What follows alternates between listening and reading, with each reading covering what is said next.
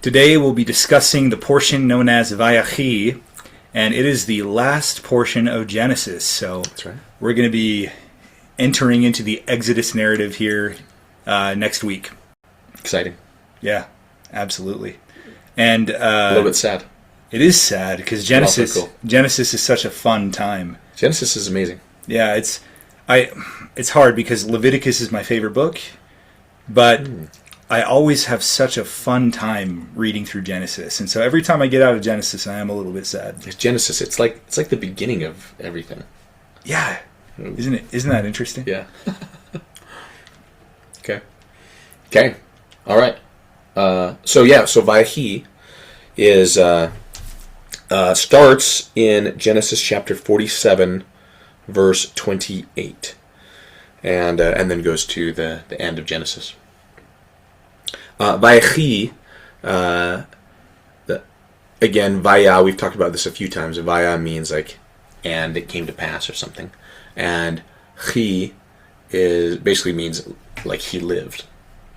So and that's how the Torah portion begins. It says, and Jacob lived in the land of Egypt 17 years. So the whole age of Jacob, or Yaakov, was 147 years.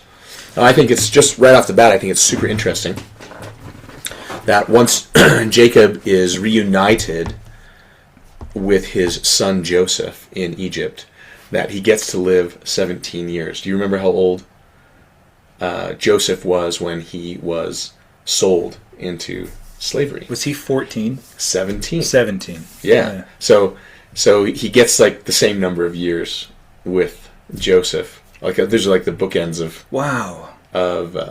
his relationship with Joseph. I guess that's such a blessing because he was kind of a blessing. Well, and he was quite old, right? I mean, yeah. So in God's mercy, God gave him plenty of time to hopefully heal that wound. Right. Maybe not completely, but 17 years is a lot. Is a blessing. Yep. Yeah. Okay. Now, he's getting old, Jacob, right? And so, verse 29 says, and the time drew nigh that Israel must die. And he called his son Joseph and said to him, if now I have found grace in thy sight, put, I pray thee, thy hand under my thigh. So we've talked about that. Yep. Covenant token. Token exchange. Yep. And he says the request he says is, bury me not in Egypt. Like I want to be buried with my fathers, right? In the promised land in Canaan.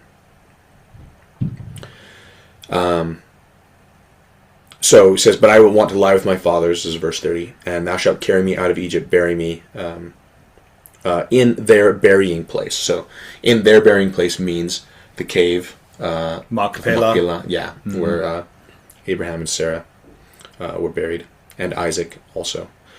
And so Joseph says, I will do as you said. And then interestingly, Jacob wants this to be so sure, even though Joseph says, I will, he says, swear to me that you will. And Joseph does, swears to him that he will do it. So, now it's interesting, at this point, this is kind of a fascinating detail.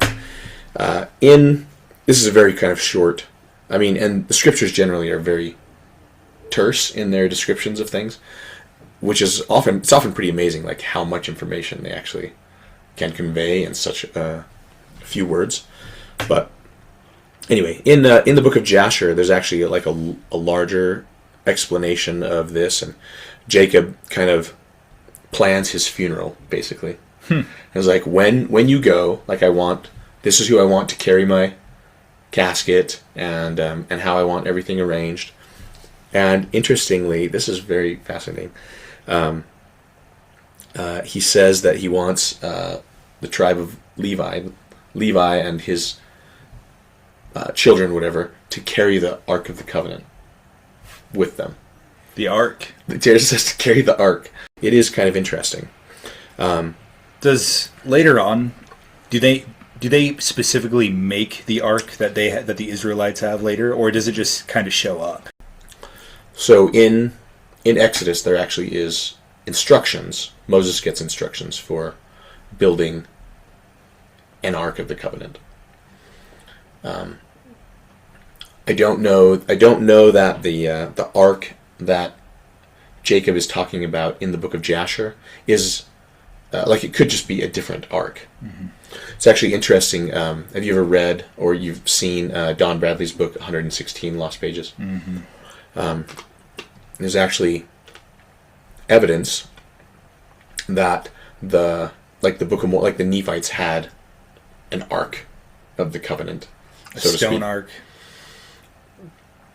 That they would carry that was in the temple.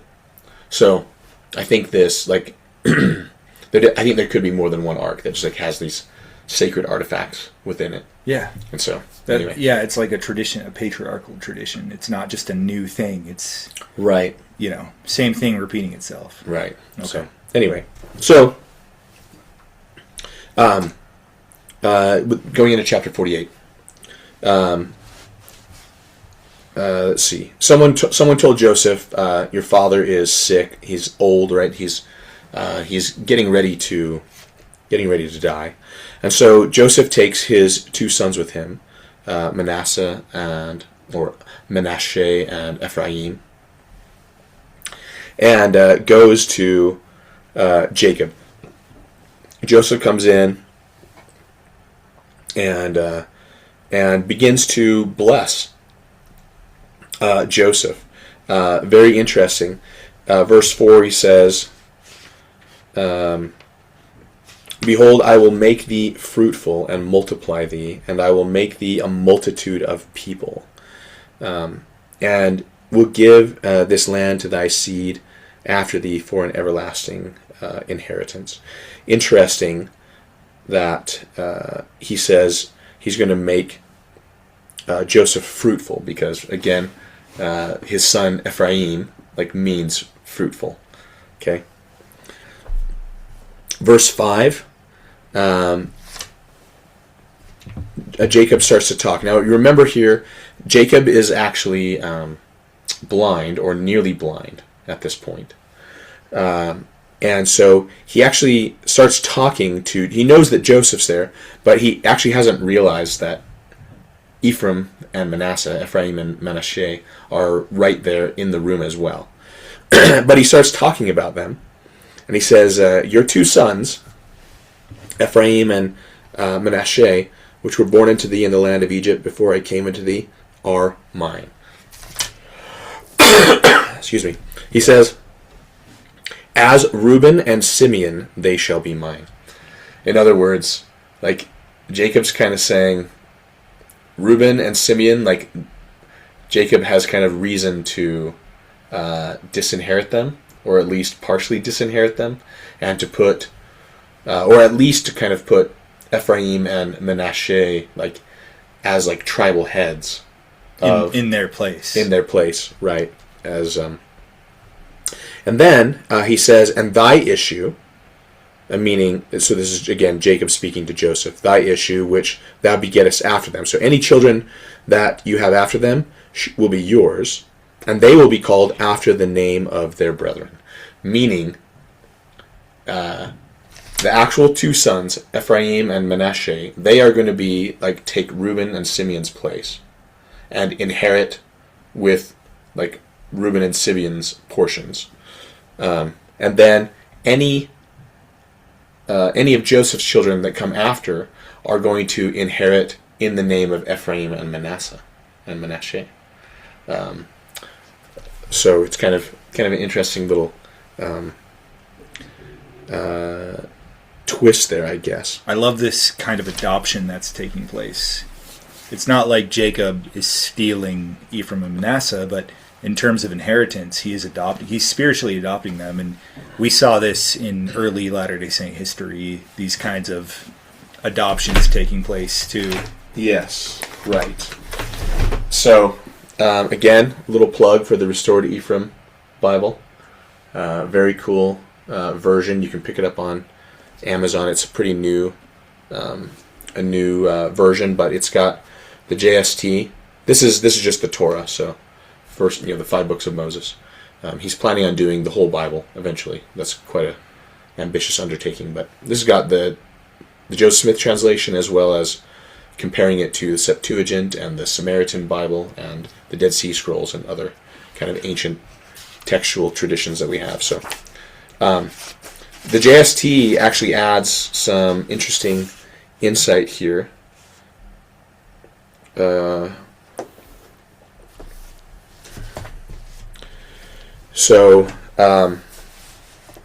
just to make it clear, the JST actually does say at the end of verse 6 there that whatever children Joseph has after Ephraim and Manasseh, they are going to be called Ephraim and Manasseh and inherit under that name. Okay, but I'm going to read here the JST. And Jacob said to Joseph, "When the God of my fathers appeared to me in Luz in the land of Canaan, he sware unto me that he would give unto me and unto my seed the land for an everlasting possession. Therefore, O my son, he hath blessed me in raising thee up to be a servant unto me, in saving my house from death, in delivering my people, thy brethren, from famine, which was sore in the land. Wherefore, the God of thy fathers shall bless thee, and the fruit of thy loins, and they shall be blessed above thy brethren, and thy father's house. For thou hast prevailed, and thy father's house has bowed down unto thee, even as it was shown unto thee." Talking about his dreams. "Before thou wast sold into Egypt by the hands of thy brethren. Wherefore thy brethren shall bow down unto thee from generation to generation, unto the fruit of thy loins forever. For thou shalt be a light unto my people, to deliver them in the days of their captivity from bondage, and to bring salvation unto them when they are altogether bowed down under sin." This is a prophecy of the future, and he's not talking about Egypt, their captivity in Egypt. No, that is... Yes, right. He says that Joseph's job is going to be to save Israel from generation to generation, forever. Yeah, and that means today. That means today. That's right. There is a prophecy from Joseph Smith that says the tribes of Israel will come to Ephraim and receive their temple blessings. Right. In Zion. And so that will be fulfillment of this prophecy, along with everything else, the preaching of the gospel, the fundamentals of the gospel, that kind of thing. So this is quite amazing. Yes. Yeah, I'm actually going to get to that. It's in, at least there's a version of it in the Doctrine and Covenants. Oh, cool. This prophecy you're talking about. So Sweet. we will get there. So, okay, so Jacob is talking about this, and then in verse 8, Israel beheld Joseph's sons and said, "Who are these?" So, finally, his eyes are dim, but finally he, notices someone else is there. And Joseph said, "These are my sons, okay, that God has given me in this place. So, bless them." So, in verse 10 it says, "Now the eyes of Israel were dim for age, so that he could not see."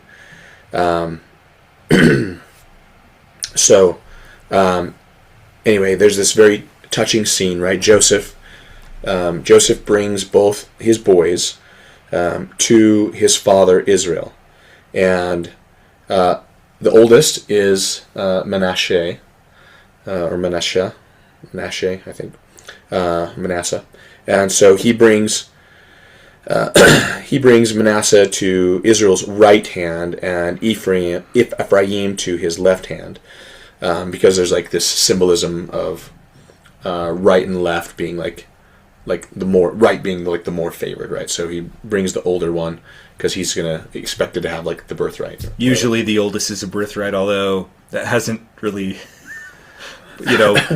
played out. Right. That hasn't really played out thus far, but yeah, we promise that's the way it normally is, though. Yeah, it's normally that way, even though it's never that way. Yeah. Well, I think the scriptures, when it's not that way, they point it out. Yeah. Otherwise, it is that way. If your sons are, if you have sons and they're just kind of equally righteous and competent then it just like goes to the oldest one. But in the case of Messiah, of Christ, he's the oldest and the birthright, and he's the only deserving one. Right. That's interesting. I like it. So, okay, so Joseph like positions his boys as they should be. Okay, but says that Israel stretched out his right hand and laid it upon Ephraim's head, who was the younger, and the left hand upon Manasseh's head. It says guiding his hands wittingly, like knowingly. And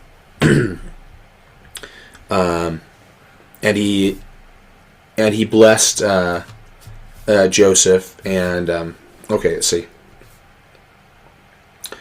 When Joseph saw, okay, this is jumping down to verse 17, I guess. Joseph saw that his father laid his right hand upon the head of Ephraim. It displeased him. He held up his father's hand to move it. Joseph said to his father, "Not so. This is the firstborn. Put thy right hand upon his head." Right, trying to move it over to Manasseh's head. His father refused and said, "I know it, my son. I know it." So, like, I know what I'm doing. Now, this is really interesting because there's kind of a there's an echo here of what happened with Jacob and his brother Esau and their blind father Isaac. Yeah. Where the blessing got like directed to the wrong son, right? The unexpected son, I guess. But in this case, Jacob, even though he's blind, he's not. He says, I'm not being fooled here. This is the correct order to do things. So it is interesting. He says, I know it. He, speaking about Manasseh, he shall become a people, and he shall be great. But truly the younger brother shall be greater than he, and his seed shall become a multitude of nations. So, multitude of nations. So nations there, you know the Hebrew word? The Hebrew word for nations is goyim, which also happens to be the word for Gentiles. Yeah, and the word multitude comes from the Hebrew rob, and that means fullness. So maybe not a better way, but a more relevant way to us to translate this is his seed shall become the fullness of the Gentiles. It's the same exact words as multitude of nations. Yeah, so, which is pretty amazing. Mm-hmm. When you think about what has happened. And that did. So Ephraim is going to become the fullness of the Gentiles, okay? And he blessed them in that day, saying, "In thee shall Israel bless," saying, "God make thee as Ephraim and Manasseh." And he set Ephraim before Manasseh. Now it's interesting. This is a prophecy, and but this is something that. Everyone who is an Israelite, okay, so Jewish families do this, and Latter-day Saint families should consider doing this too, I say. So because Jacob actually makes this prophecy, and he says, Israel, meaning like all the tribes, all the people of the household of Israel, they will bless their children in the future, bless their sons. They will say to their sons, "God make you as Ephraim and Manasseh." And so, anyway, this is a blessing. This is done weekly in many Jewish homes On Shabbat. On Shabbat, yeah. During dinner, before the partaking of the actual meal, but after the sacrament. Yeah, right.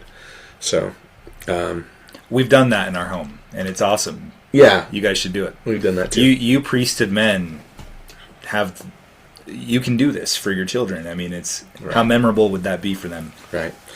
Okay, so yes, so Ephraim and Manasseh are super important to the Latter-day Saints. I've got just a couple of Doctrine and Covenants references. I'll just start at the first one. Doctrine and Covenants 64. Good one. This is a good one. Yeah. You say that about all the sections. I mean, they're all... Every time I revisit D&C, I'm blown away. I'll just say that. But 64 is one that especially stands out. Okay, I'm going to start at verse 35. The rebellious shall be cut out of the land of Zion, and shall be sent away, and shall not inherit the land. For verily I say that the rebellious are not of the blood of Ephraim, of Ephraim. Wherefore they shall be plucked out. So there you go. So like the Lord's saying, those who are like humble and believing, I mean, he's saying the converse here, but basically, you know, if you are rebellious, you know, and unbelieving, then you're not of Ephraim, and so like you're not going to be part of this Latter-day Church. We know. Well, let's see, D&C 113. This is cool, and that's by choice, by the way. It's not like, well, if you're rebellious, it just shows you'd never had the blood of Israel in you. That's not what it's saying. It's saying you've chosen not to be grafted back into Israel, from which you come. Okay, I like that. So, because it's been taken the other way sometimes. Well, obviously they weren't Israel, but that's not what it's saying. It's a choice.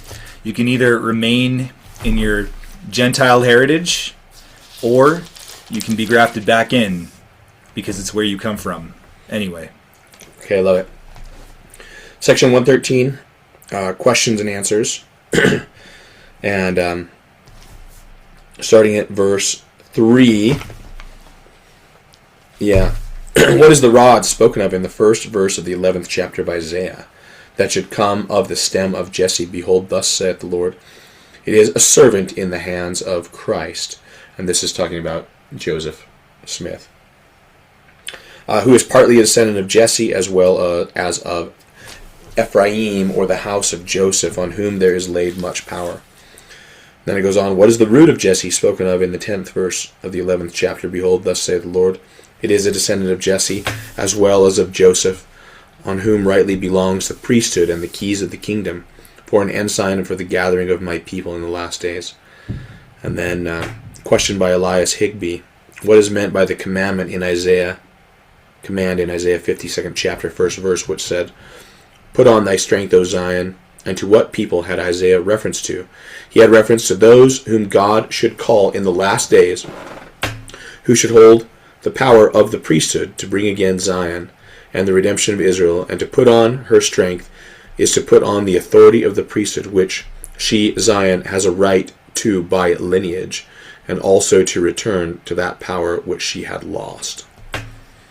So, pretty intense stuff, you know, and it is often forgotten, I think, by the Latter-day Saints that we are Israel, and like literally Israel.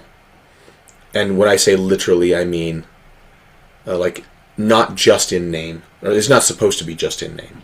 And whether it is by blood or by adoption, either way, it is literally we are literally members of the house of Israel. Most of us are Ephraimites, and just to make a little bit of clarification there, that title of Ephraim or Ephraimite doesn't necessarily mean that you are from the tribe of Ephraim, but it means that you are like underneath the head of Ephraim. In a similar way to those who are Jews, both in ancient scripture and in modern time, that does not necessarily mean that they are from the tribe of Judah, but they are from the southern kingdom, which was kind of headed up by the tribe of Judah. But anyone from any tribe living in the southern kingdom could properly be referred to as a Jew or a Judahite. Similarly, anyone who's from the northern kingdom that was scattered, they would be called Israelites or Ephraimites, because Ephraim was kind of the chief among the tribe there. So, okay. And then last one, Doctrine and Covenants 133, and this is where that prophecy was that you were thinking of, or at least a version of it. 133 verse 30.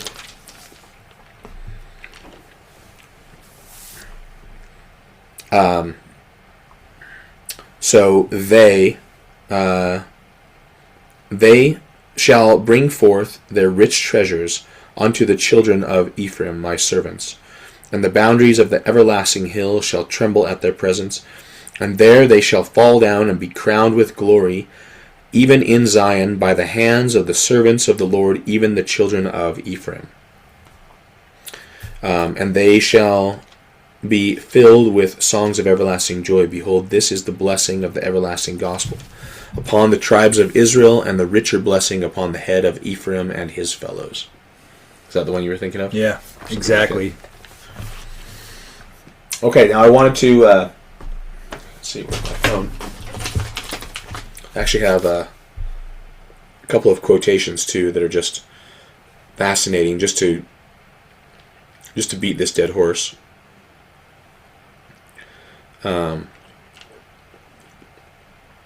This is Brigham Young. This is Journal of Discourses, Volume 2, page 268, 269. It is the house of Israel we are after, and we care not whether they come from the east, the west, the north, the south, from China, Russia, England, California.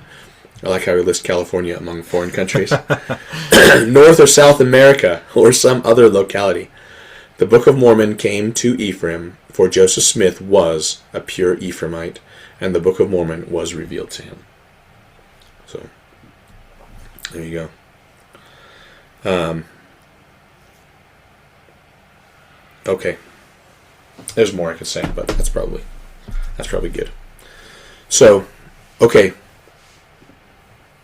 So he blesses Joseph's sons, and he also tells him, interesting, verse 22 here of chapter 48. Well, he says, Israel said to Joseph, verse 21, I die, but God shall be with you, and bring you again unto the land of your fathers. Moreover, I have given to thee one portion above thy brethren, which I took out of the hand of the Amorite with my sword and with my bow. Now it's interesting, the word portion there comes from the same Hebrew word as Shechem. So this extra portion in the land of Canaan is probably Shechem. Of course, when Joseph goes back, and we're going to get to this when we get to Exodus, when Joseph actually gets buried in the land, he actually doesn't get buried in Machpelah. He gets buried in Shechem. So there's an interesting connection there. Part of the connection might be, we talked about last time, I think, with his wife Asenath.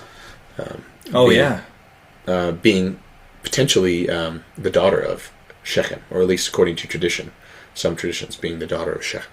Of Shechem and Dinah. And Dinah, yeah. So being a granddaughter of Jacob. Right. So that may have something to do with Joseph's inheriting of Shechem. On to chapter 49.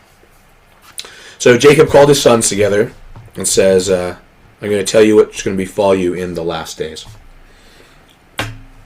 Now this definitely has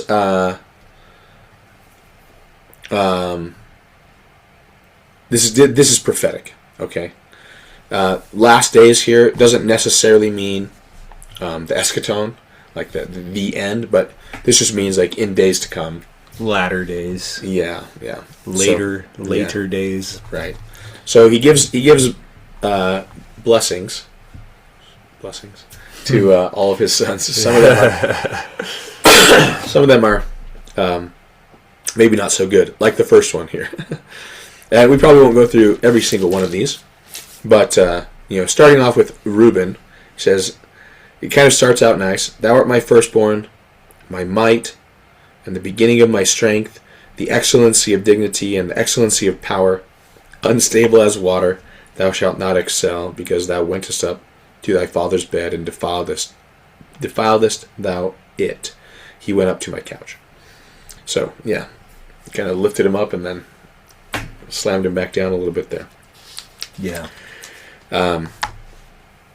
It is in Jewish tradition here. This is kind of interesting that he says he kind of gives Reuben this like triple compliment. He says, "You are the beginning of my strength, excellency of my dignity, and excellency of my power." But then basically like says you're unstable as water though, and you're not going to excel. But this kind of triple compliment is interpreted to mean that Reuben could have had like the birthright, the kingship, and the priesthood. Wow. But instead, the birthright goes to Joseph, the kingship goes to Judah, which we'll read, and the priesthood goes to Levi. And so, sorry, Reuben. It's rough. Think before you make choices. Yeah. And I wonder if Reuben even knows like what he said earlier, like Ephraim and Manasseh are gonna like inherit in Reuben and Simeon's place. Maybe that was done in secret. Yeah. Probably not though. I mean, It probably was well known. I would after. Well, I'd imagine that maybe these were, well, Ephraim and Manasseh, their blessings seem not to be public, but in the Book of Mormon, when Lehi is giving his final blessing, it seems to be more public. So I'm just saying it's possible. Yeah. Okay. Good. So Levi and Simeon, like he kind of chews them out for their cruelty and their anger. Okay. Shechem again, yep. And then the biggest, some of the other tribes, they get kind of one line things. Verse 13, Zebulun, is going to be by the sea and going to be involved in shipping. Okay. Issachar is going to be strong. Okay. Dan is going to be a judge. Gad is going to be a troop. Verse 20, Asher is going to have pastry shops. I don't know what that means, but his bread shall be fat, and she'll yield royal dainties. Pastry shops. So I think Asher is going to be a pastry maker. Totally missed that when you said it for some reason. Okay, but the lion's share, like pun intended here, goes to Judah and Joseph as far as the blessings go. So, the blessing to Judah starts in 8. Interesting, he starts off, Judah, thou art he whom thy brethren shall praise. Which is kind of a little pun there because Yehuda means praise. Right? So his name means praise. He says, your brethren will praise you. And he says, your hand will be on the neck of your enemies. Okay? He gives him this symbol of a lion to be with him, and like this is known even to this day. Like the lion is the symbol of Judah, right? and of the Messiah, which is part of the blessing too. So verse 10 says the scepter. So when we say scepter, we're talking about kingship, right? Royalty. The scepter will not depart from Judah, nor a lawgiver from between his feet, until Shiloh come. And unto him shall the gathering of the people be. Now this term, Shiloh, is interesting. It's a little bit mysterious of a term. But it is understood to be a title for Messiah. And one probable interpretation is that Shiloh basically means he whose right it is. So it's not related to Shalom? No. Okay. I don't think, at least not. I don't think it is. It is actually. Okay. I think it's there's a footnote in the LDS version that says it might be a short form of Asher Lo, which means whose right it is. Okay. Okay.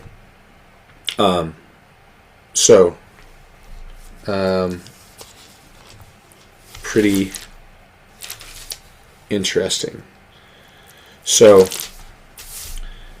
The Septuagint actually says, well, let me just read it. Septuagint actually doesn't mention Shiloh, which is a little bit weird. The Septuagint says, there's different versions of the Septuagint, but it'll be something similar. It'll say, a ruler shall not be wanting from Judas, and a leader from his thighs, until the things stored up for him come. So interesting. So take that for what it's worth. But yeah, the Targums, the Targums all call Shiloh, like they say, Shiloh is is the Messiah. So that is the understanding of that term. I'm gonna look up what the Samaritan Pentateuch says. Okay. While you're moving on, do it, and I'll jump in when I have something. Okay, good.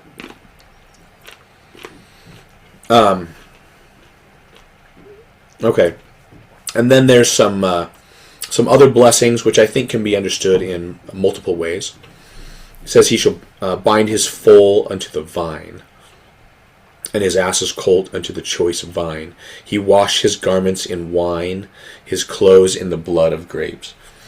So this is obviously, obvious is maybe the wrong word, but this could be interpreted as a blessing of prosperity to Judah. Like he's just going to be overflowing with abundance as far as the vine goes. But this also actually has like messianic symbolism too, right? Absolutely.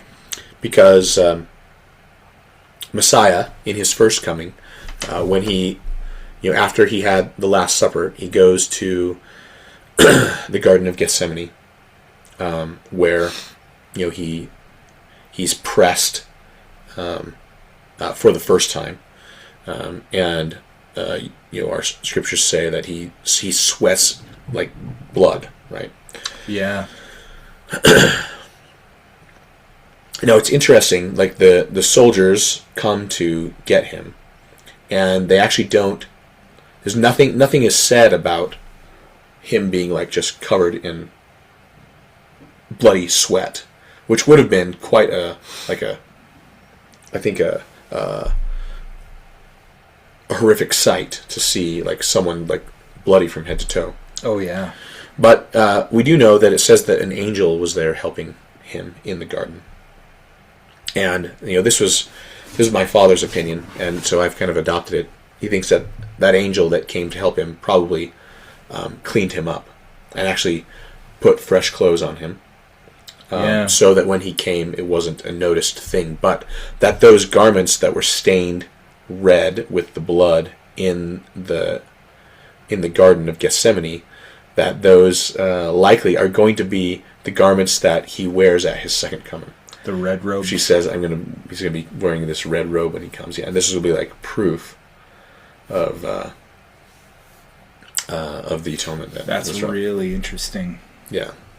And by the way, the Samaritan does say Shiloh as well. Interesting. Okay. And the Samaritan is, an old. They're all old traditions, but the Samaritan is. It differs from the Masoretic and Septuagint.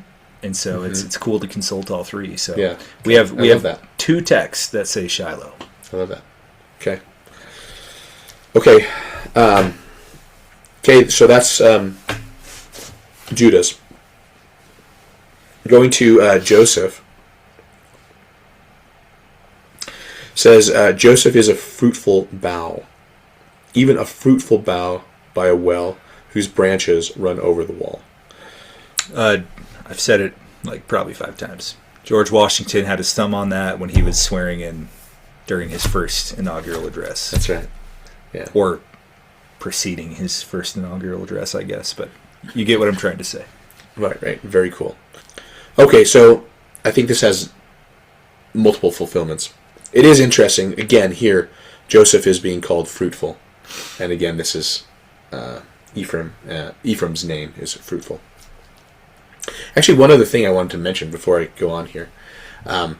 Since Ephraim and Manasseh as well are basically Joseph was the head of the 10 lost tribes, which get scattered across Europe to the north and to the west, the scriptures say.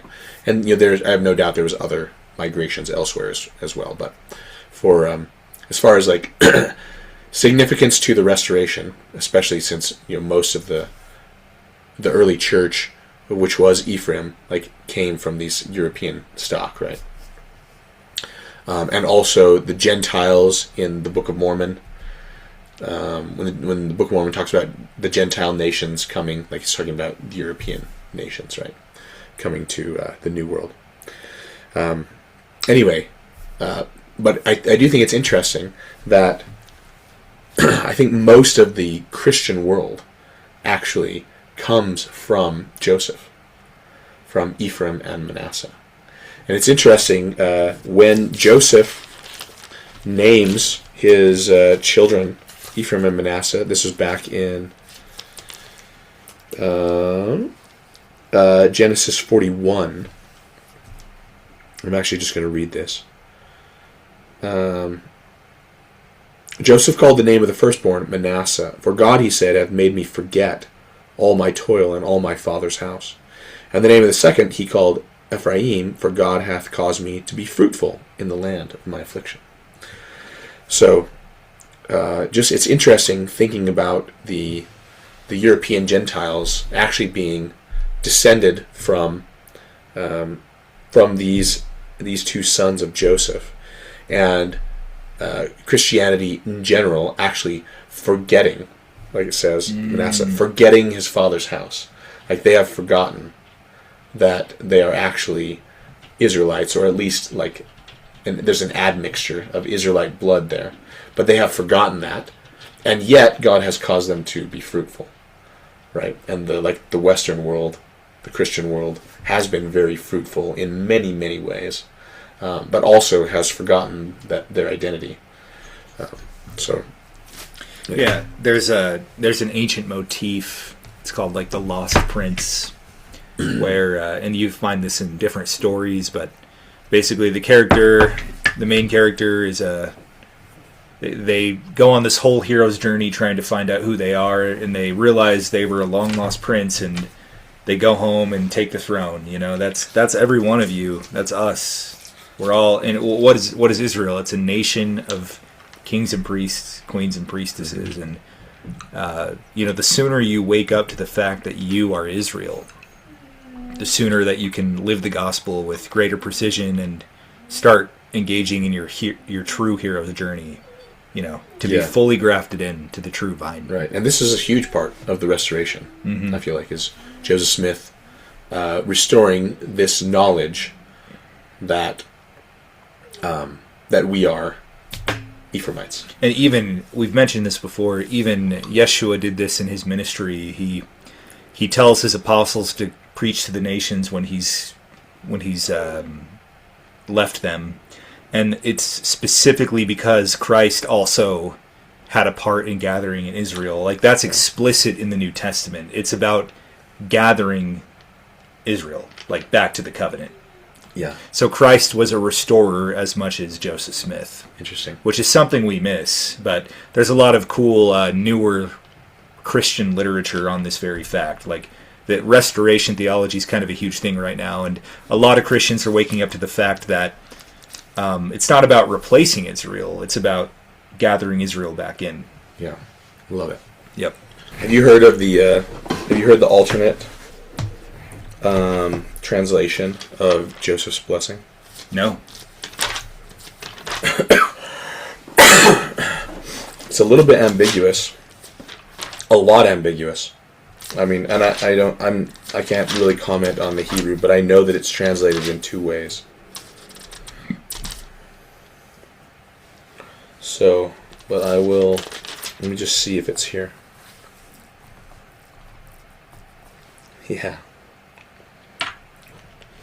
So here it says, Joseph is a fruitful bough by a well whose branches run over the wall. Now this says, Joseph is a wild ass by a spring, wild colts on a hillside. It's that is totally different. Mm-hmm. I mean, and asses are unclean animals. Do you think there's anything to that, or? Others say Joseph is a fruitful bough. So this comes from a different manuscript of the Masoretic text? I think it's the same. And I think it could be translated either way. You know what? Maybe I'm It's right reading here. maybe I'm reading too much into this, but calling him a wild ass, I mean, in modern terminology, that's an insult, but in this, maybe it's saying he will become the nations, the Gentiles, the Goyim. Yeah, interesting. I mean, we are Israel. Ephraim is Israel, but Right. at the same time, he becomes the Okay. Gentiles. All right. I was going to... Let me come back to this. But yeah, the first part of Joseph's blessing says, he's a fruitful bough by a well whose branches run over the wall. So, like, one interpretation of this is just like Joseph himself was a fruitful bough, and that he went over some body of water. Okay, so this could be just talking about Joseph going into Egypt, like going over the Nile or whatever, or something, right? The Red Sea. The Red Sea there, yeah, Or the Reed Sea. the Reed Sea. Yeah, And being fruitful in the place, in like the new place. Okay, we as Latter-day Saints, we'd look at this, and one interpretation we would give is that Joseph is a fruitful bough that runs over the wall by a well, like instead of it being the Red Sea or the Nile or whatever, that the body of water that's talking about as a well is like the ocean, right? And this he's a fruitful bough that went to the new world and was fruitful there, meaning the Ishmaelites and the Lehites. Lehi and their combined families. He makes that connection. He draws right from this chapter in Genesis when he's prophesying about his seed. So Yeah, definitely, Hebrew prophecy entails multiple fulfillment. yeah, right. It's layered. It's beautiful in that way. Yep. Anyway, I know people who are kind of anti-Mormon, and so if they're anti-Mormon and they know that Latter-day Saints like this interpretation right here, they'll be like, no, this is what it actually says. Can you read that again? Joseph is a wild ass by a spring, wild colts on a hillside. So same words in Hebrew can be translated each way. Yeah, apparently. And I'm not an expert enough in Hebrew to say why that is the case. But I will say that this is by the way, this is from the JPS. This is the Jewish Publication Society. This is the Hebrew and English Tanakh.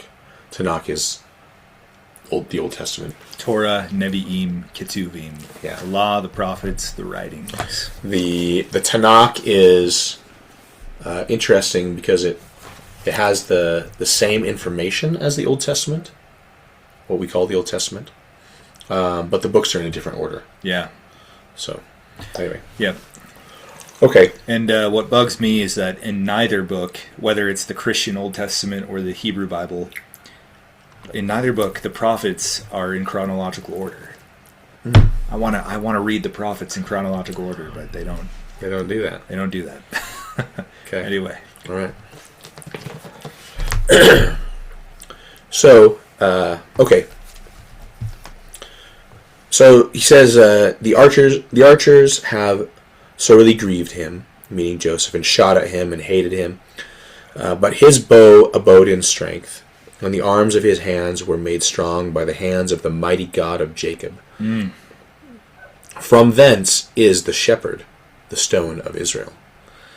So a little mention of Messiah here as well. It is interesting that the Messiah is mentioned in both Judah and Joseph's blessings, which is part of where this idea comes from of there being two Messiahs. Messiah ben Joseph and the Messiah ben Judah, or David. I also believe that Yeshua descends from Ephraim, or from Joseph. We only have two of his lines, but I think he descends from Joseph too. So Okay. Okay. Even by the God of thy father, who shall help thee, and by the Almighty, who shall bless thee with blessings of heaven above, blessings of the deep that lieth under, blessings of the breast and of the womb, The blessings of thy father have prevailed above the blessings of my progenitors unto the utmost bound of the everlasting hills. Whoa. And they shall be on the head of Joseph, and on the crown of the head of him that was separate from his brethren. So again, we have more kind of a Book of Mormon, or like Latter-day Saints, we will interpret this with a Book of Mormon lens, right? Where he says Joseph was separate from his brethren. Now again, that one meaning of that is Egypt versus the Promised Land, Canaan, which they were separate for a while. But another is Old World, New World, right? And this phrase here, the utmost bound of the everlasting hills, that has an interesting interpretation too, because that could definitely be a reference to the continents of North and South America, because there is a mountain range, and if you look on the map, they're given two different names, but really there's a single mountain range that runs from all the way up in Alaska, down kind of the western side of North America, down through Mesoamerica, and into South America. In North America, it is the Rocky Mountain range. Like in Utah, the Wasatch Mountains are kind of a subset of the Rocky Mountains.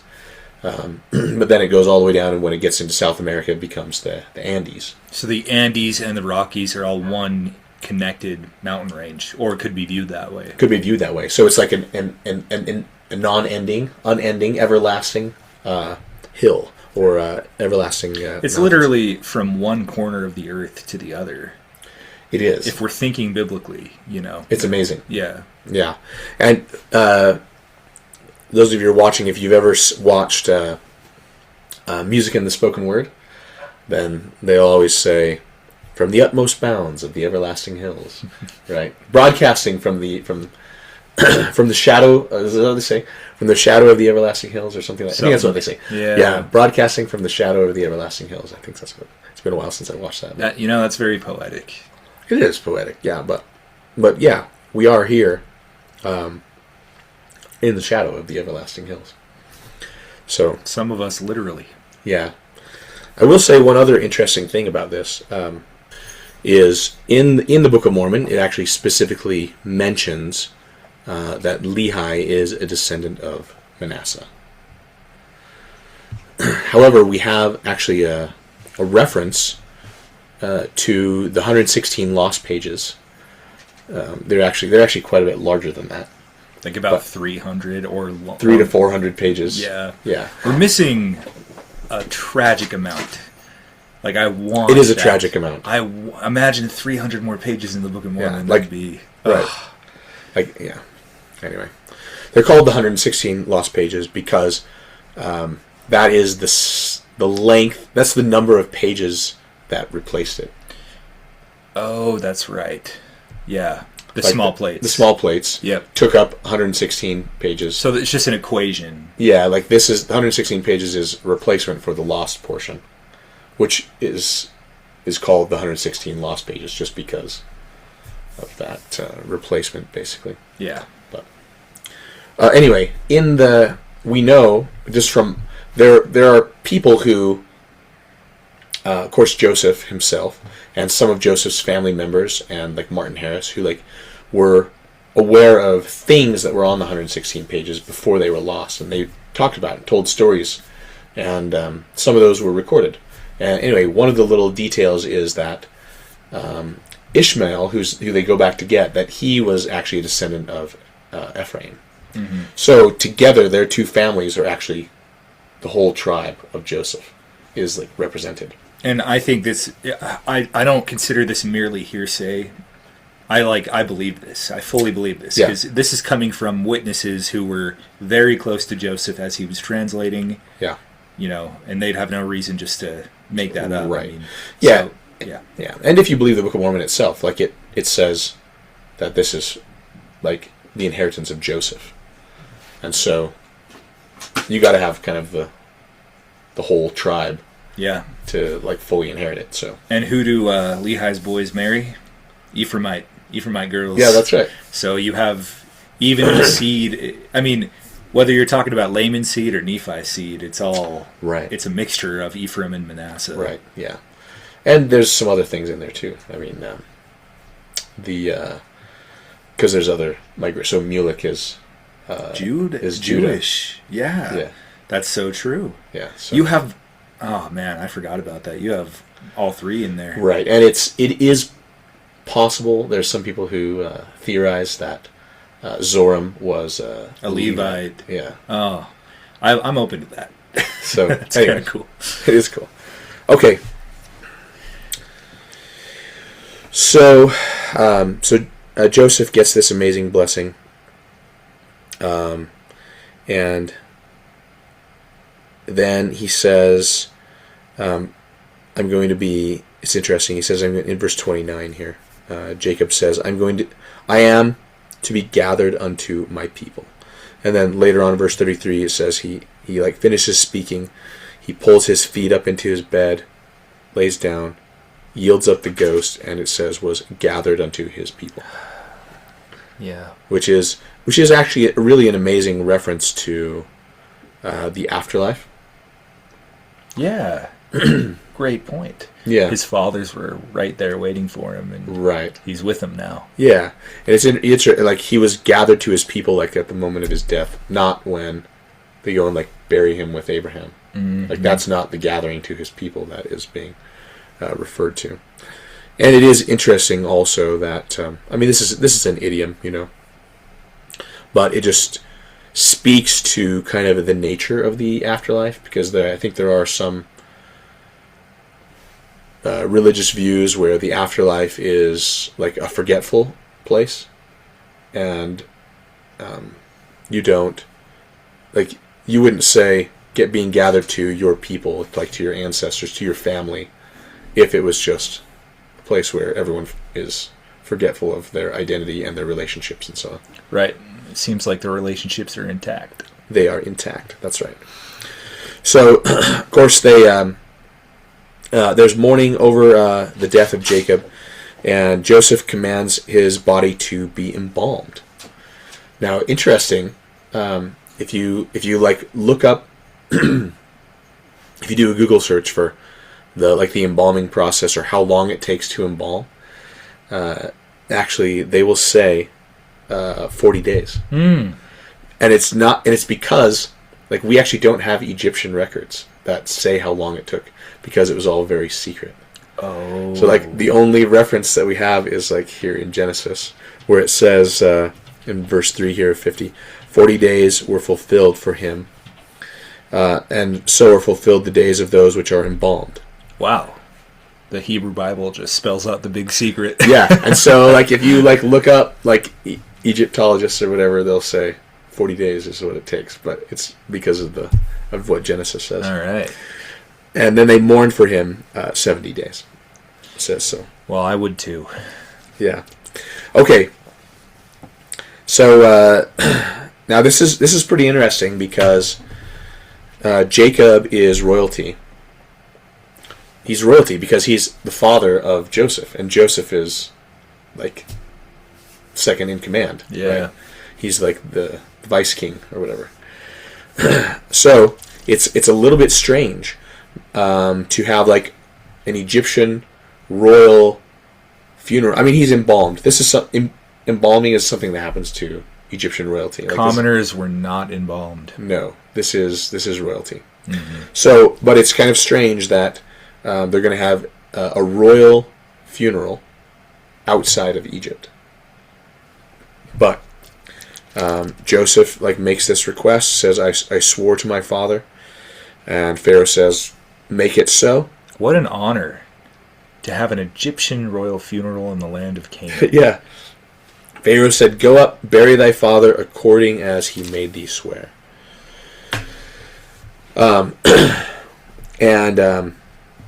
So Joseph went up, this is verse 7, Joseph went up to bury his father, and with him went up all the servants of Pharaoh, and the elders of Pharaoh's house, and all the elders of the land of Egypt, and all the house of Joseph and his brethren and his father's house.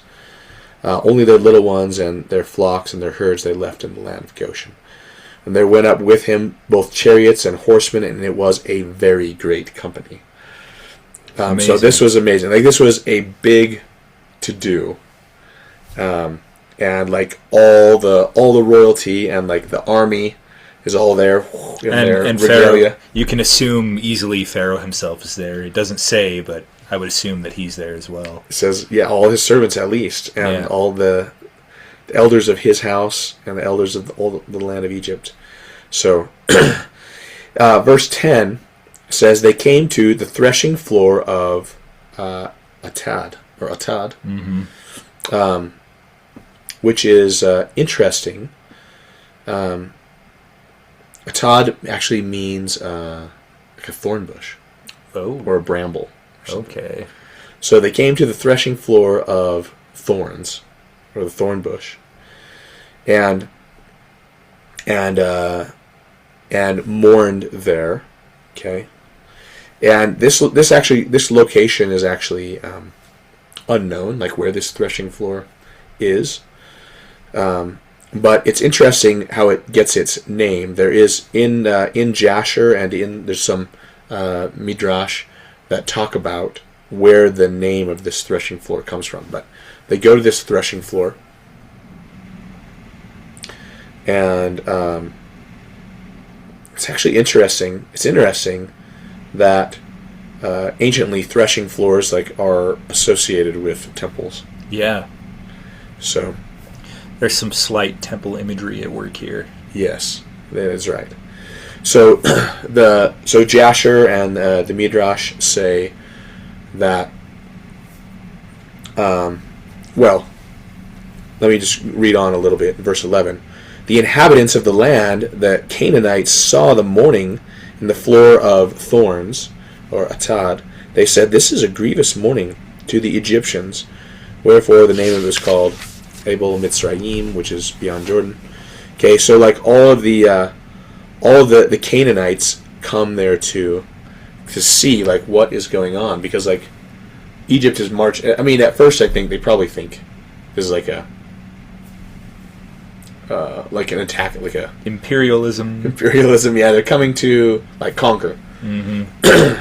And so the midrash is that the Canaanites, they come like ready for battle, and but they're here at this threshing floor, and they actually see Joseph take the crown off his head and put it on his father's coffin, or his casket, or whatever it is. What do you call a sarcophagus? Yeah.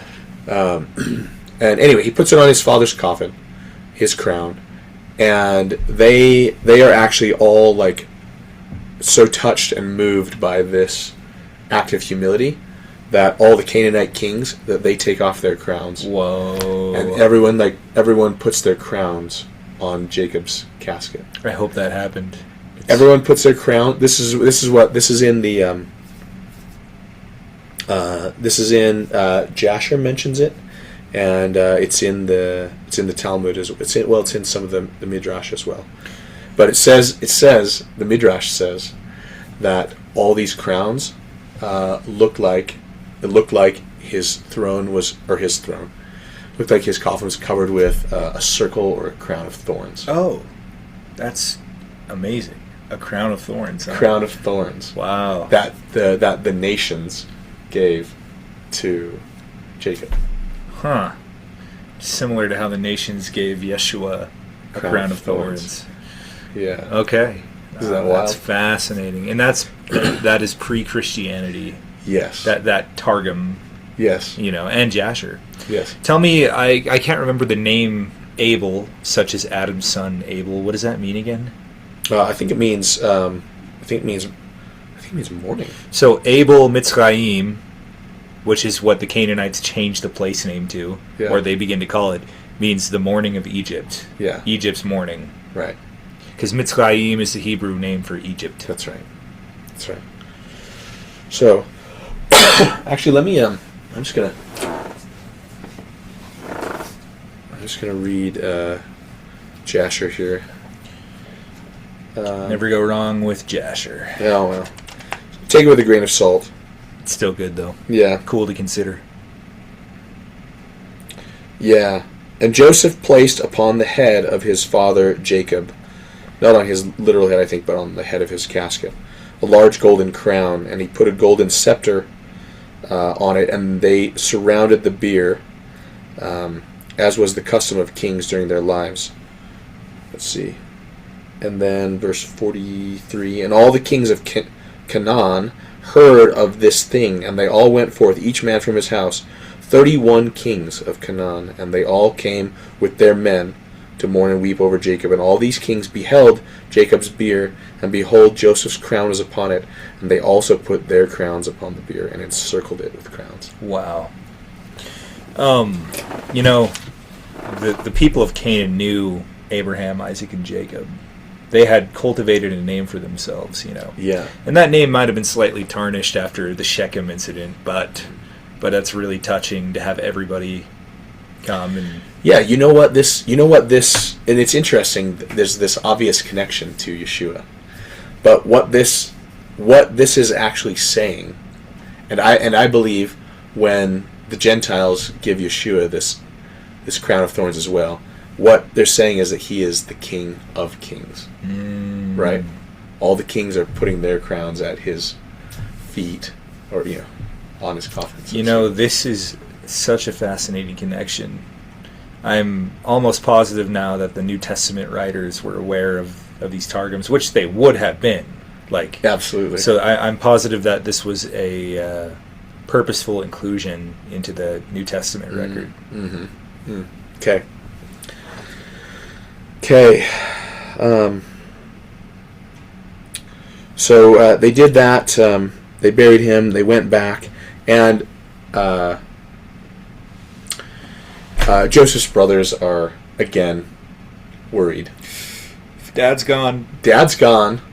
And now, you know, this is like when Esau, right? If you remember, when Jacob leaves, Esau says, after Isaac dies, then I'm going to kill my brother Jacob, you know, for the offense that he gave me. And, you know, maybe they're thinking that that's kind of a natural thing to do. Now that Dad's dead, you know, Joseph is not going to grieve his father by having us all executed. You know, he's been pretending this whole time. Right. But so they go and kind of entreat him, and they went. Let's see, verse 18. His brethren went and fell down before his face, and they said, "Behold, we be thy servants." And Joseph said unto them, "Fear not, for am I in the place of God? But as for you, ye thought evil against me." And this is interesting that he just he doesn't beat around the bush. He's like, "Yeah, you did wrong. You thought evil against me, but God meant it unto good, to bring to pass, as it is this day, to save much people alive. Now therefore, fear ye not. I will nourish you and your little ones." And he comforted them and spoke kindly unto them. I love that. I know. It's brutal honesty with frank forgiveness. Right. That's the combination. Reminds me of Nephi. Yeah, I frankly forgave them. Right. Mm-hmm. Yeah. That's perfect. I want to be like that. Yeah. And like this is again just like type and shadow of Messiah, right? Yeah. And also of like our relationship to him. You know, a specific moment I think of, which is yet to happen, is when the Mount of Olives splits. Yeah. The Jews come in, they ask him, "Who are you?" Ooh. And he is brutally honest about it, but he's there to redeem them and forgive them and nourish them. Right. And he'll say, "You know what?" And of course, like the Jews that are alive at that time, they will not have been the ones, you know, who killed him. Yeah. But but he could say, you know, your ancestors, some of your ancestors, thought to do me harm, but it was part of God's plan all along. God meant it for good. God meant it for good, to save lives, to save the world. Like this was part of it. So don't beat yourselves up over it. But I will nourish you and feed you and your little ones, which is exactly what Yeshua does. So, okay, we're getting close to the end here, but there's a big fat JST that I need to add, and you've got the inspired version there, right? So you're like, close to the end? What do you mean? What are you talking about? Yeah. So they go back to Egypt. Okay, and it says Joseph lived 110 years. And Joseph there, while they were in Egypt, he saw Ephraim's children of the third generation. So Ephraim and Ephraim's children and Ephraim's children's children. Now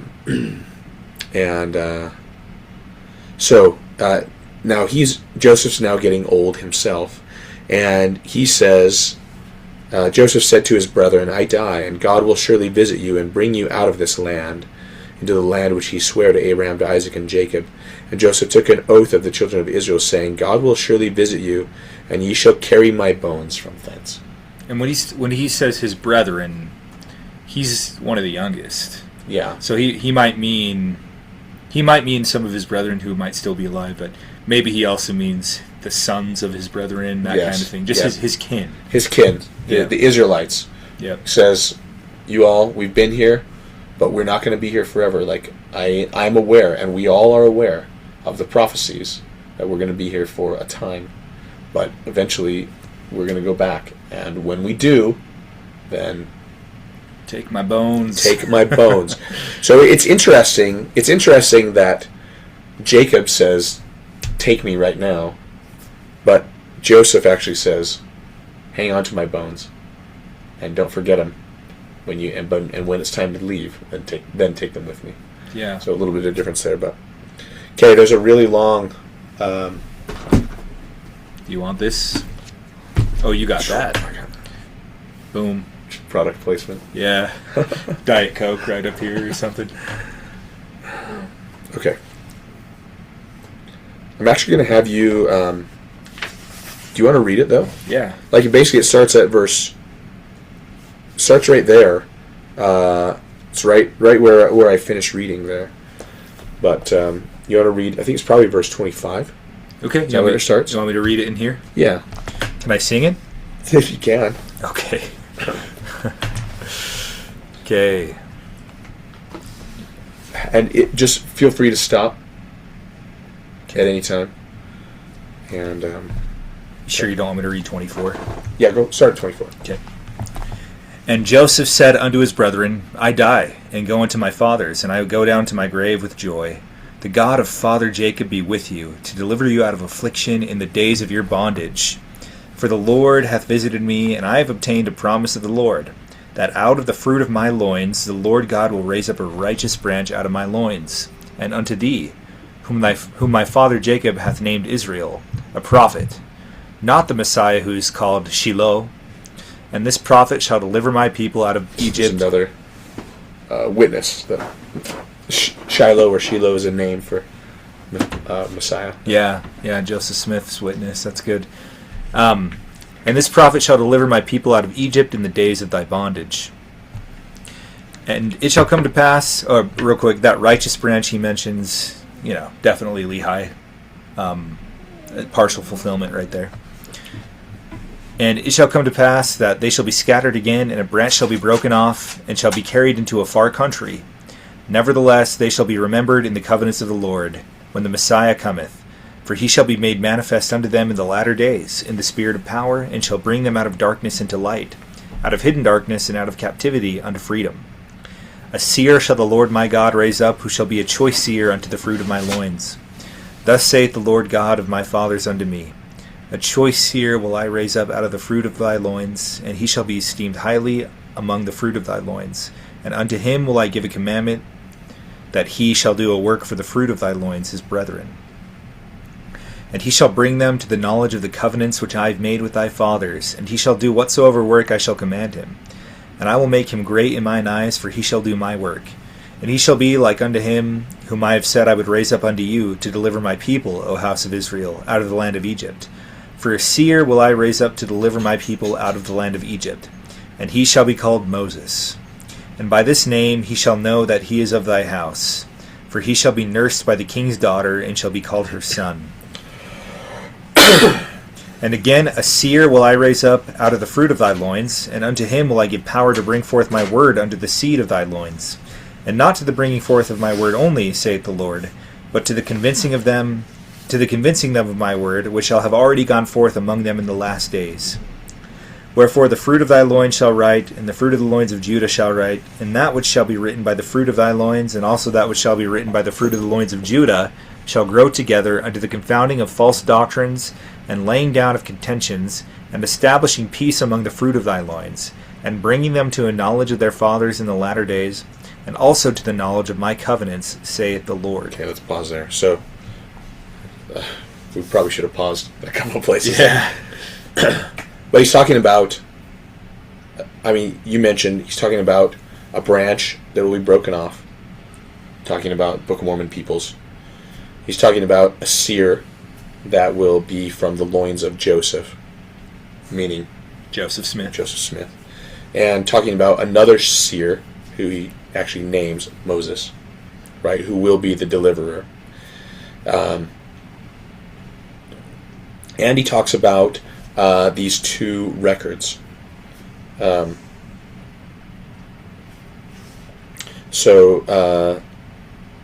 it'll be the record of Judah and the record of Joseph, right? And the record of Judah is the Bible. That's the book for me. You know that song? Yeah. Is the Bible? We could do a new one. Torah. Yeah, so he's saying that the Bible and the Book of Mormon are both, going to be used together to confound false doctrines, and also to reveal a knowledge of the covenants that the Lord has made. So, okay. Shall I continue? Yeah. And that seer will I bless. Let's see. And out of weakness Oh. shall he be made strong? Yeah. And out of weakness shall he be made strong, in that day when my word shall go forth among all my people, which shall restore them who are of the house of Israel in the last days. Restore. It's interesting. Restore people who are of the house of Israel. Talking about, reminding them of their place. Wake up. Their place on the family tree, so to speak, right? Wake up, you're a lost prince. Yeah, right. Claim it. Claim it.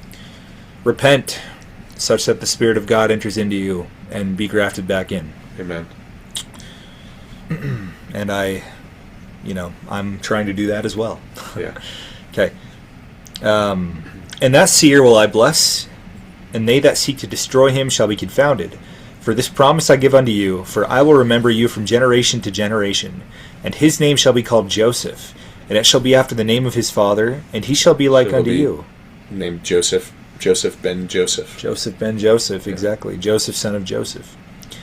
And he shall be like unto you, for the thing which the Lord shall bring forth by his hand shall bring my people unto salvation. And the Lord sware unto Joseph that he would preserve his seed forever, saying, I will raise up Moses, and a rod shall be in his hand, and he shall gather together my people, and he shall lead them as a flock, and he shall smite the waters of the Red Sea with his rod. And he shall have judgment, and shall write the word of the Lord. And the Torah, yeah.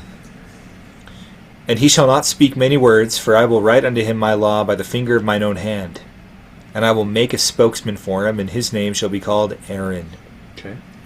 And it shall be done unto thee in the last days also, even as I have sworn. Therefore Joseph said unto his brethren, God will surely visit you, and bring you out of this land, unto the land which he sware unto Abraham, and unto Isaac, and unto Jacob. And Joseph confirmed many other things unto his brethren, and took an oath of the children of Israel, saying unto them, God will surely visit you, and ye shall carry up my bones from hence. So Joseph died when he was 110 years old, and they embalmed him, and they put him in a coffin in Egypt, and he was kept from burial by the children of Israel, that he might be carried up and laid in the sepulchre with his father. And thus they remember the oath which they swear unto him. Okay. Interesting that it ends there. That they kept him. They didn't entomb him. Okay. so that he would be carried up and laid in the sepulchre with his father. But actually that didn't happen. Mm-hmm. Even though they may have planned that, he actually was buried in Shechem, which we'll read about later, not in Machpelah. So, anyway. Yeah, interesting.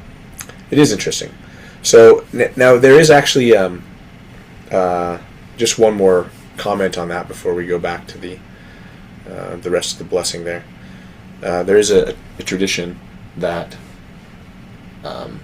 that Joseph was placed in that his tomb was actually like sunk in the Nile, and that anyway later on they had to remember where it was buried, or not buried, but where it had been put in the Nile, and pulled it out and took it with them. So okay, so it's interesting that it says there that a spokesman will be given to Moses, which it says was Aaron. And then the next line it says, "And it shall be done unto thee in the last days also." And I think that's talking about a spokesman so there's like two seers, and both of them are going to be given spokesmen. So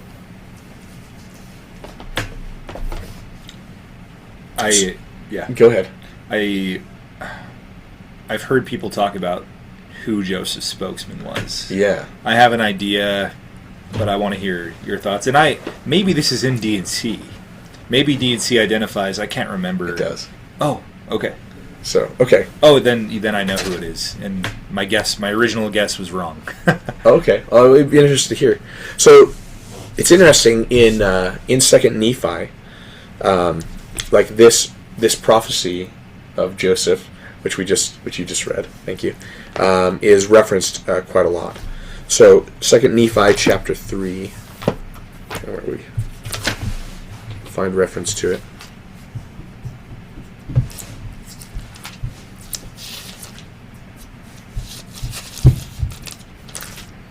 Oops.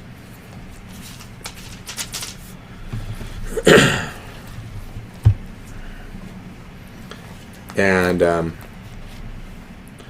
so this is when Lehi is giving his patriarchal blessings, right, to his children. But it says in verse 18, "The Lord said unto me also, I will raise up unto the fruit of thy loins, and I will make for him a spokesman. And I, behold, I will give unto him that he shall write the writing of the fruit of thy loins unto the fruit of thy loins, and the spokesman of thy loins shall declare it." Okay, and anyway, he goes on. We don't need to read all of it, but he's talking about the Book of Mormon coming forth and so on. But now,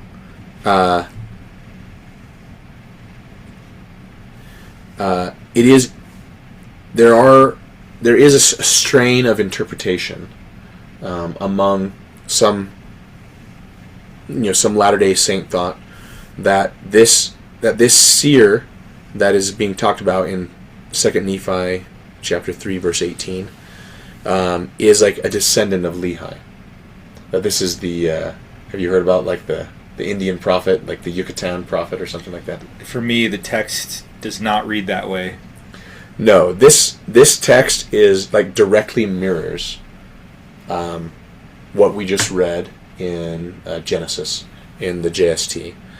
And there's only two there that's talking about Moses and about Joseph, son of Joseph. So when it says here, "The Lord said unto me also," in verse 18, this is not Lehi talking. This is Lehi quoting what Joseph was saying. So, okay. So, yes, so did Joseph Smith have a spokesman? And the answer is yes. Actually, I was going to show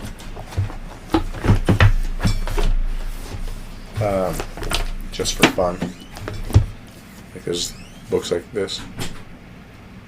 You see this? Cool. I haven't seen that. This is about the Lamanite prophet.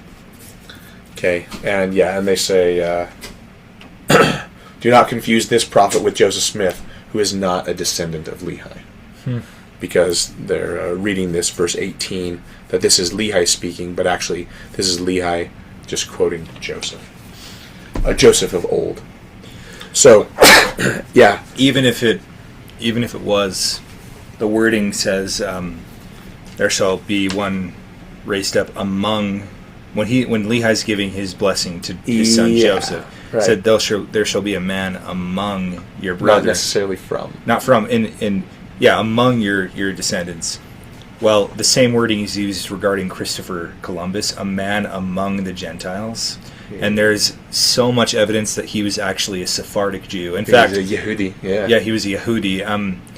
In fact, his journals make it like almost indisputable to me. I mean, he was drawing like Stars of David and things in his own journals. That's right. And other things that only a Jew would be drawing. So Christopher Columbus is a man among the Gentiles, a Jew among the Gentiles. Yeah. Joseph is an Ephraimite among the seed of Lehi. That's right. Yeah, I think you hit it spot on. But this book goes on to say, do not confuse this prophet with Joseph Smith, who was not a descendant of Lehi. He never claimed to be, and he did not need a spokesman. So, I mean, he was a powerful and articulate speaker, and, that is true.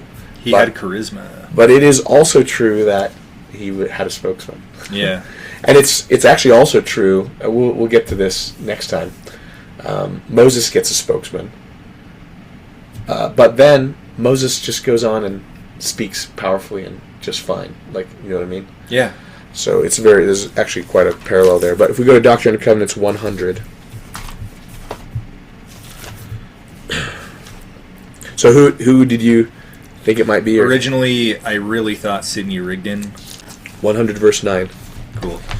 And it is expedient in me that you, my servant Sidney, should be a spokesman. I was right. Originally. Unto this people, yea, verily, I will ordain you unto this calling, even to be a spokesman unto my servant Joseph. And he really was.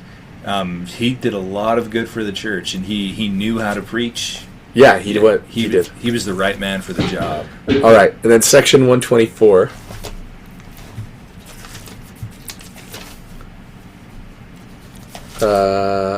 Verse 103, 104. And again, verily I say unto you, if my servant Sidney will serve me and be a counselor unto my servant Joseph, let him arise and come up and stand in the office of his calling and humble himself before me. And if he will offer unto me an acceptable offering and acknowledgments and remain with my people, behold, I, the Lord your God, will heal him that he shall be healed, and he shall lift up his voice again on the mountains and be a spokesman before my face. Amazing. Yeah.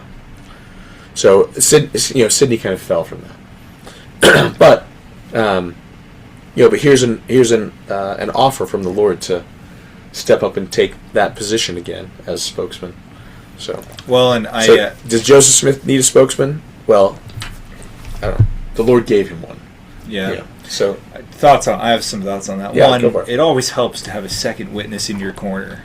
100%. If you're the lone prophet, I don't know.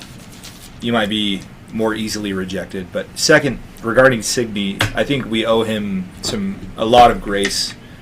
Oh yeah. Because him and Joseph were persecuted and dragged out and tarred and feathered. He was drugged by a horse and hit his head. And that's when he started acting. Probably lots of time. His head was probably bouncing down the road. Traumatic brain injury. After he had a TBI, that's when he started kind of his downfall. And I don't even want to claim that he's accountable for the way he acted after that, because he gave everything, and he was injured, and it affected his mental state later on. So yeah, I give him grace. Yeah, no, Sidney was a great man. Mm-hmm. I think actually I give grace to every one of those early saints who decided at some point that they had gone far enough. The 3 and the 8 witnesses. Yeah. Right? I mean, is that kind of what you're thinking? Yeah, and Sidney and Emma. Yeah. He's like, I'm ready to just stop moving west and just rest. Like, I don't know that I would have made a different decision, you know? I've talked a lot in the past. I've accused some of those people, and I repent of it publicly right now. We can't know what it'd be like to be in their circumstances, and we should be humble and not be accusers, because we all already have an accuser. Yeah. So his accusation's enough. Yeah. So, okay. Well, that's it for Bereshit, the book of Genesis. Wow. So we're on to Exodus. Cool. Next time. So thank you all for joining us. Pray that these discussions are blessing you and not just rambling idiots, and maybe it's some of both. I don't know. Echo chamber going on. Yeah, but we love the Lord. We love the Torah. We want the sapphire tablets. Yeah. Yeah. The fullness, Torah, and the fullness of the Melchizedek priesthood, and all the restored doctrines and principles. Yeah, those are the sapphire tablets. Everything. Yeah, we're going to talk about that in Exodus. We're going to get the sapphire tablets. That's coming up soon. Yes. Okay. Shalom. Till next time. Shalom.